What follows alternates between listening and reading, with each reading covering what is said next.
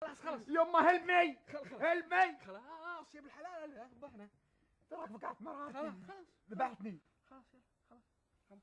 عندي لك حل ثاني. يا ابو الحلول بنشوف شلها. ايش رايك اعطيك اجندة التليفونات اللي فيها كل الارقام مقابل انك تسكت. لا تلمسها لين اقول لك. مقابل انك اذا رجعت عند امي تقول لها انا كنت معاك وكان يشوف ديكورات المحل بنفسه. من جد؟ ايه من جد يعني؟ ايه. وبعدين ايش اسمه، عطني العقال. عطني العقال وعطني المحفظه. ها طاحت الحديده، طاحت ما بيها. طيب انا يعجبني بيني وبينك الثقه والتعامل. اخذ محفظتك، اخذ اللي ابيه. خذ اللي تبيه. خذ ما تبي الشماغ وياك؟ لا شماغ خلاص عندي. طيب اقول لك، هلا الحين انا إيه؟ اذا اتصلت إيه؟ شو اقول؟ قل لهم الو وبعدين كمل اتصرف يا اخي.